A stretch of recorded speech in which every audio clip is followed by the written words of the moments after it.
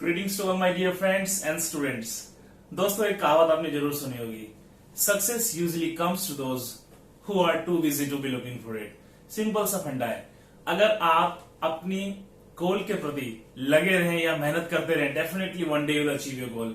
तो उसी गोल को अचीव करने के लिए, यानी कि इंग्लिश को सीखने के लिए, आज मैं आपको बहुत ही सिंपल तरीके से कुछ बातें बताने वाला हूं, जो कि आपके लिए आने वाले चैप्टर्स में बहुत ही ज्यादा हेल्पफुल होने वाली है। ठीक है, तो दोस्तों उन चीजों को बहुत ज्यादा ध्यान से देखिएगा और वीडियो को पूरा देखिएगा, जिससे कि आपको कंसेप्ट सारे समझ में आ पाए और उन चीजों को आप बारीकी से समझ पाए कि वो चीजें आपके लिए कैसे हेल्पफुल होंगी और आप कैसे इजीली इंग्लिश बोल सकते हैं, लिख सकते हैं या ट्रांसलेट कर सकते हैं। आपको जानकारी पसंद आए तो प्लीज मेरे चैनल को सब्सक्राइब कीजिए, लाइक कीजिए एंड शेयर कीजिए। चलिए स्टार्ट करते हैं। दोस्तों, एक बहुत इंटरेस्टिंग सी बात आपको बताने वाला हूं। English is the easiest language of the world. पूरी दुनिया की सबसे ज्यादा आसान भाषा इंग्लिश ही है और इंग्लिश को सीखना ही बहुत आसान है, क्योंकि it has only 26 alphabets and it's a semi musical language. आप इसको आसानी से सीख सकते हैं, बस कुछ स्ट्रक्चर्स को आपको थोड़ा पढ़ना होगा और रिवाइज करना होगा, और सबसे इंपॉर्टेंट बात, आपको बोलते रहना होगा। बिकॉज इंग्लिश एक लैंग्वेज है और भाषा तभी आप सीख सकते हैं उसको अगर आप प्रैक्टिस में लाते रहेंगे और आप बोलते रहेंगे। जितना आप बोलेंगे उतना आप सीखेंगे। तो आज से आपकी बोलने की हम शुरुआत कर देते हैं। आज मैं आपको कुछ ऐसे स्ट्रक्चर्स बताने वाला हूं, कुछ ऐसी इंपॉर्टेंट बातें बताने वाला हूं, जो कि आपके इंग्लिश बोलने में डेफिनेटली बहुत ही ज्यादा इंपॉर्टेंट होगी। और दोस्तों, बात करते हैं आज के सबसे इंपॉर्टेंट चीज की, सबसे इंपॉर्टेंट टॉपिक की, जो कि है वर्ब, मतलब काम, कार्य या कोई मूवमेंट।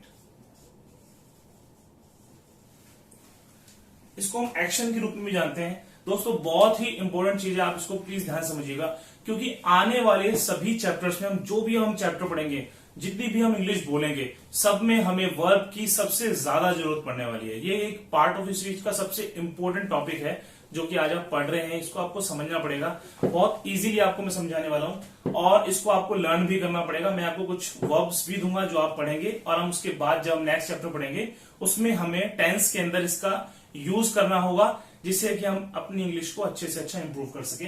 दोस्तों, वर्ब को इजीली पढ़ने के लिए, क्योंकि अगर हम ग्रामेटिकली जाएंगे तो बहुत ज्यादा उलझ जाएंगे और हम उतना जल्दी इंग्लिश नहीं बोल पाएंगे, सीख नहीं पाएंगे। ठीक है, वो मैं आपको आगे आने वाले चैप्टर्स में पढ़ाऊंगा। तो आप अभी सीधे सीधे देख लीजिए, वर्ब जो कि हमारा एक्शन है।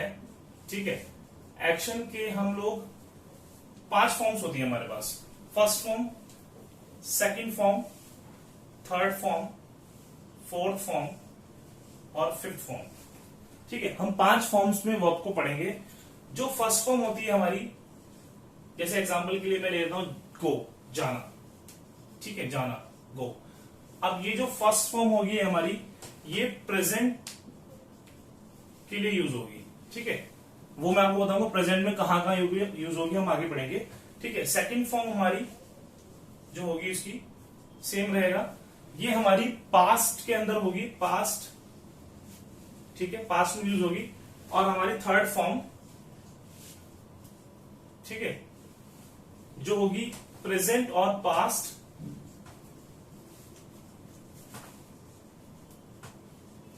प्रेजेंट और पास्ट के अंदर दोनों जगह भी यूज होगी, उसके पार्टिसिपल्स के अंदर। जब हम बात करेंगे कोई ऐसी चीज हो जाने की जो कि जिसका बोध हमें प्रेजेंट में भी लग रहा है, तब भी हम उसका यूज करेंगे, और ऐसी जगह भी यूज करेंगे जहां पर वो काम पूरी तरह से कंप्लीट हो जाए। चौथी फॉर्म में हम लोग क्या करेंगे, आईएनजी का यूज करते हैं। ठीक है, चौथी फॉर्म में हम, जो हमारी फर्स्ट फॉर्म होगी, first form plus ING. Next आपका है जो लास्ट फॉर्म होगी, उसके अंदर हम लोग एस या ईएस का यूज करेंगे। ये भी मैं आपको बताऊंगा कैसे आप, कब आप एस और कब आप ईएस यूज करोगे आगे। तो सिंपल आप अभी ये समझ लीजिए कि वर्ब जो आप आज पढ़ रहे हैं, जो कि बहुत ही ज्यादा इंपॉर्टेंट आपके लिए होने वाला है, बहुत ही ज्यादा इंपॉर्टेंट। एक फ्रेंड्स, वर्ब, क्रिया, एक्शन, देखिए इसकी पहचान पीछे शब्द के ना से होती है। कोई भी काम जब हम करेंगे या कोई भी मूवमेंट हम करेंगे, ठीक है, जहां पर कुछ होने का हमें इंफॉर्मेशन मिलेगी, जैसे खाना पीना, सोना, बैठना, देखना, ठीक है, फोन चलाना, इंटरनेट चलाना, एसी चलाना, सबके पीछे ना आ रहा है। ठीक है, इसका मतलब यहां सब जगह पर काम हो रहा है। ठीक है, काम यानी कि वर्ब या क्रिया या एक्शन, इनकी फॉर्म्स मैंने आपके लिए लिख दी है। ये एग्जांपल फॉर्म्स है, मैं कुछ बहुत सारी फॉर्म्स आपके लिए प्रोवाइड करा दूंगा और आप इजीली उसको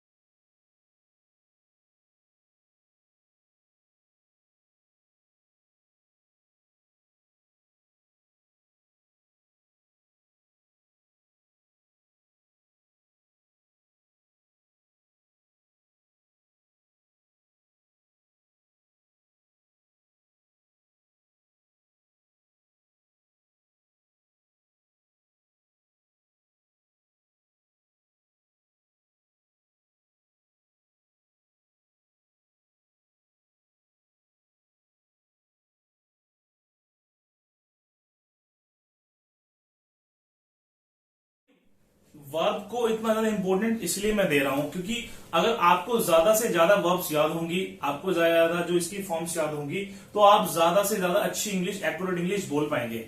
कारण ये है कि दोस्तों जो भी लैंग्वेज होती है, जो लैंग्वेज में हमने आपको बताया सेंटेंस के बारे में मैंने आपको फर्स्ट क्लास में बताया था, जो कि हमारा ये स्ट्रक्चर था, आपको याद होगा तो ठीक है। ठीक है, सब्जेक्ट, हेल्पिंग वर्ब, वर्ब और ऑब्जेक्ट। देखिए दोस्तों, हर चीज इसी के अंदर बनेगी। कोई भी सेंटेंस अगर आप उठा के देख लीजिए, XYZ कोई भी दुनिया का सेंटेंस, उसमें सब्जेक्ट भी होगा, हेल्पिंग वर्ब, वर्ब या ऑब्जेक्ट, या हो सकता है कोई चीज में से ना हो। इसमें सबसे इंपॉर्टेंट, सारी चीजें इंपॉर्टेंट है वैसे तो, लेकिन इसमें वर्ब का बहुत ही इंपॉर्टेंट रोल है। मैं फोन चला रहा हूं, फोन चलाना एक वर्ब है, यानी कि इस पूरे के पूरे सेंटेंस में अगर कोई चीज ज्यादा हाईलाइट हो रही है, वो फोन चलाना यानी कि काम हो रहा है। ठीक है, वहां पर कुछ लोगों ने उसे मारा, यानी कि मारना एक वर्ब है, ये बहुत ज्यादा हाईलाइट हो रही है। ठीक है, मैंने पैसे निकाले, मैंने पैसे को निकाला, यानी कि निकालना एक काम हो गया। तो वर्ब को आपको दोस्तों लर्न करना पड़ेगा। वर्ब बहुत ही इंपॉर्टेंट पार्ट है हमारी लैंग्वेज का, किसी भी लैंग्वेज का। तो जो हम इंग्लिश सीख रहे हैं, इंग्लिश लैंग्वेज के बारे में बात करें, इजिएस्ट वे है जो मैं आपको बता रहा हूं। वर्ब को जितना ज्यादा आप याद करेंगे, लर्न करेंगे, उतनी अच्छी आप इंग्लिश बोल पाएंगे। मैं आपको एक ऐसा स्ट्रक्चर दे रहा हूं, स्पेशल स्ट्रक्चर दे रहा हूं, जो आप यूज करेंगे। ठीक है, और आप उसके अंदर वर्ब की फर्स्ट फॉर्म को यूज करेंगे, और जैसे कि मैंने बताया आपको, आप टू बी की फॉर्म जो मैंने आपको फर्स्ट इनिशियल क्लासेस में बताया था। ठीक है, हूं, हो, था, थी, थे, या होगा, होंगी, होंगे, रहेगा, रहेगी, रहेंगे, जो हमने आईडी हमने पढ़ी थी, उसी फॉर्म को यूज करते हुए, इज, एम, आर, वॉज, वर और विल बी, शैल बी को यूज करते हुए हम वर्ब की फर्स्ट फॉर्म को उसके साथ जोड़ेंगे, और हम दोनों को प्रैक्टिस करेंगे, और एक बहुत ही अच्छा स्ट्रक्चर आपके लिए निकल के आएगा, जो कि आपके लिए बहुत ज्यादा हेल्पफुल होगा, जो आप अपनी डेली रूटीन में या डेली लाइफ में बोलते ही हैं। ठीक है, सबसे पहले मैं आपको बताऊंगा प्रेजेंट के अंदर। ठीक है, इस एम आर हमने पढ़ा था, आपको याद होगा। ठीक है, अब मैं यहां क्या करने वाला हूं, सब्जेक्ट मैंने यहां डाल दिया, आप इसको बहुत ध्यान से नोट कर लेना और इसको बहुत अच्छे समझना है आपको। Subject is am are plus about to, या आप चाहे तो गोइंग टू का भी यूज कर सकते हैं। ठीक है दोस्तों, अब हमें क्या करना है, हमने जो पहले चैप्टर पढ़े थे और आज मैंने जो आपको समझाया, वो आपको जोड़कर एक पूरा स्ट्रक्चर बनाना है, और एक बहुत ही प्यारा सेंटेंस बनेगा, जो आपको बहुत ज्यादा आपने देखा होगा, आप बहुत ज्यादा हिंदी में भी यूज करते हैं। ठीक है, इसकी आईडी मैं आपको बता देता हूं। पहले इसमें आप अबाउट टू के बाद वर्ब की फर्स्ट फॉर्म, जो कि मैंने यहाँ पर एग्जाम्पल के तौर पर काफी सारी लिखी हुई, इन्हीं को मैं यूज करूंगा आपके सेंटेंस बनाने में। प्लस अगर कोई ऑब्जेक्ट बच जाता है, तो कोई चीज अगर रह जाती है, तो आईडी इसकी बहुत अच्छे से आप समझ लेना। आईडी होगी इसकी वाला है, वाली है और वाले हैं। ठीक है, ये इसकी आईडी होगी दोस्तों। ठीक है, मैंने स्ट्रक्चर आपको बता दिया है। अब मैं एक एग्जांपल देता हूं आपको। ठीक है, सबसे पहले एक बहुत स्मॉल अच्छा सा एग्जांपल देता हूं आपको, कि मैं आपको अंग्रेजी सिखाने वाला हूं। ठीक है, स्ट्रक्चर आपको मैंने दे रखा है, आप बनाएंगे। आई सब्जेक्ट हो गया, आई के साथ क्या आएगा, am. I am going to या about to, I am about to, verb की फर्स्ट फॉर्म, जो हमारा काम यहां पर इस सेंटेंस में हो रहा है, मैंने आपको बताया था, काम जो होगा हमारा वो वर्ब होगी। ठीक है, I am about to teach. ठीक है, I am about to teach you English. ठीक है, I am about to teach you English. देखो दोस्तों, मैंने आपको बताया था ऑब्जेक्ट, मैं आपको दोबारा याद दिला देता हूं जिससे आपको अच्छे समझ में। ऑब्जेक्ट का मतलब मैंने आपको बताया था, वो चीज जिस पर काम हो रहा हो, यानी कि सिखाने का काम। सिखाना एक वर्ब है, जो कि किसके ऊपर हो रहा है, तुम्हारे ऊपर, यानी कि तुम्हारे ऊपर जिसको मैं सिखा रहा हूं, और इंग्लिश पर। जो हमारा प्रायोरिटी होगा वो पहले आएगा, यू इज प्रायोरिटी, उसके ऊपर काम हो रहा है। ठीक है, इंग्लिश को लेके हो रहा है, तो I am about to teach you English. I hope आपको समझ में आ गया होगा। मैंने बोला कि मैं नया फोन लेने वाला हूं, लेना मतलब बाय। ठीक है, या take. I am about to buy a new phone. ठीक है, बहुत इजी है। मैं गाना गाने वाला हूं, I am about to sing a song. ठीक है, राधिका यहां आने वाली है, Radhika is about to come, या Radhika is going to come here, ठीक है। I am going to teach you a new lesson, you are going to give me some money, my brother is going to buy a new car, ठीक है। ऐसे करके आप बहुत सारे sentence इसमें बना सकते हो दोस्तों। अब आपको मैं बता देता हूं एक इनफॉर्मल थोड़ी सी इंफॉर्मेशन है कि अगर आप चाहो तो गोइंग टू की जगह पे गोना वर्ड का भी यूज कर सकते हो, जो कि अमेरिकन स्लैंग यानी कि अमेरिकन में हम जब अमेरिकन इंग्लिश बोलते हैं तब हम बहुत ज्यादा इसका यूज करते हैं। आपने देखा होगा इसका यूज बहुत ज्यादा होता है। I am gonna teach you, I am gonna learn English. तो दोस्तों नेक्स्ट हमारा है subject is am are not about to verb की फर्स्ट फॉर्म ऑब्जेक्ट, यानी कि हम बात कर रहे हैं नेगेटिव स्ट्रक्चर की। जैसे कि मैंने बोला कि मैं नहीं आने वाला हूं, मैं नहीं आने वाला हूं, तो कैसे बनाएंगे?